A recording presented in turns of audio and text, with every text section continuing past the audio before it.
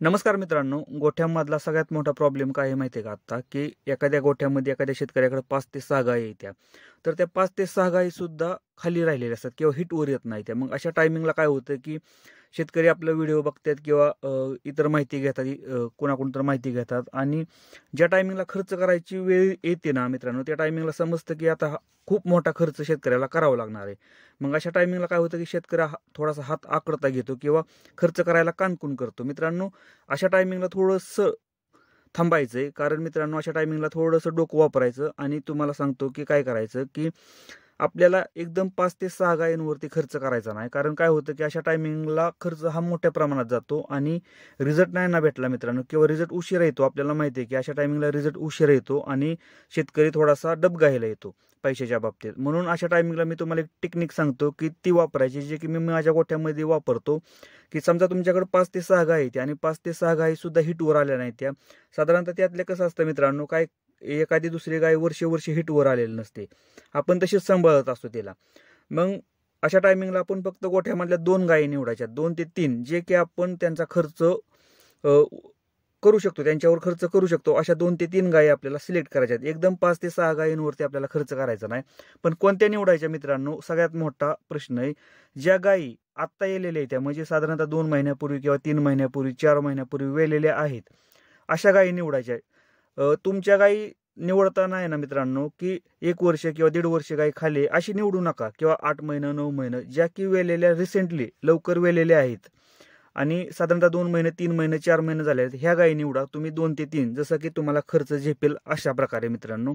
आणि त्या गायींवरती आपल्याला काम करा. यामुळे काय होतं, की त्या गायी हिटवर येण्याचे चान्सेस इतर गायींपेक्षा जास्त राहतात. कारण त्या गायी वेलेल्या असतात लवकर. ज्या गायी लवकर वेलेल्या असतात, मी नेहमी सांगतो, की गायी 45 ते 60 दिवसात गायी आपली हिटवर आलीच पाहिजे, तरच आपल्याला ती गाय लागली जाते लवकर आणि ती गाय परवडते. जर आपली गाय जर 60 दिवसापेक्षा जास्त वेळ जर घेतला त्या गायीनं, तर आपली ती गाय लॉसमध्ये जाते मित्रांनो.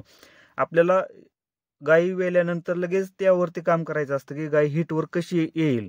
यावरती आपण यूट्यूबवरती बरेचसे व्हिडिओ बनवलेले आहेत, की डिवॉर्मिंग कधी करायचं किंवा मिनरल मिक्सचर, कॅल्शियम हे कशा प्रकारे द्यायचं. कारण मित्रांनो, एक गोष्ट लक्षात ठेवा, जी गाय वेलेली असते ना, ती गाय हिटवर येण्याचे चान्सेस भरपूर प्रमाणात राहतात. म्हणजे 100% ती गाय हिटवर येते. पण जी गाय वेलेली 1 वर्ष किंवा 1.5 वर्ष तुम्ही सांभाळलेली असेल, गाय हिटवर झाली नसेल ना, ती गाय हिटवर यायला थोडासा त्रास देते किंवा त्या गायीवरती काम भरपूर प्रमाणात करावं लागतं. म्हणजेच काय, खर्च भरपूर प्रमाणात करावा लागतो. अशा टायमिंगला मित्रांनो, गायी निवडताना आहे ना, रिसेंटली म्हणजे 2 महिने, 3 महिने किंवा 4 महिन्यापूर्वी वेलेल्या गायी निवडा. जेणेकरून आपला खर्च पण वाचतो, गायी पण हिटवर येतात आणि राहण्याचं प्रमाण सुद्धा मित्रांनो त्या गायींमध्ये चांगल्या प्रकारे असतं. ज्या की पहिल्या गायी, ज्या की तुम्ही 8 महिने, 9 महिन्यापूर्वी गायी वेलेल्या असतात आणि त्या गायींवरती खर्च पण जास्त प्रमाणात करावा लागतो आणि राहण्याचं प्रमाण त्यांचं कमी राहतं. कारण बरेचसे प्रॉब्लेम असतात. आपल्याला माहिती आहे, की बरेचसे प्रॉब्लेम असतात. गायीला AI केलं की घाण टाकायला सुरुवात करते.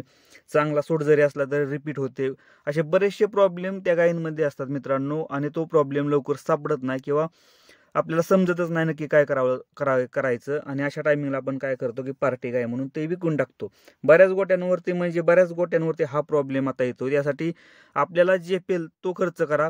एखाद्या गायीवरती करायचा असेल तर एखाद्या गायीवरती करा. पण मित्रांनो, मी सांगतो, की कमीत कमी 2 गायींवरती आपल्याला खर्च करायचा आहे, जेणेकरून त्यातली एक तरी गाय आपली लागून निघली पाहिजे.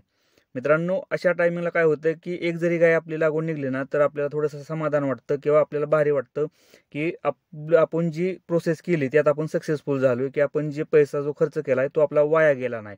मग असं करत करत बाकीच्या गायींवरती आपल्याला हळूहळू खर्च करायचा आहे, ज्यामुळे आपल्याला खर्च पण झेपतो आणि सगळ्यात महत्त्वाचं म्हणजे जे की आपण लॉसमध्ये चाललेलो असतो, तो आपला रिकव्हरी होत जातो.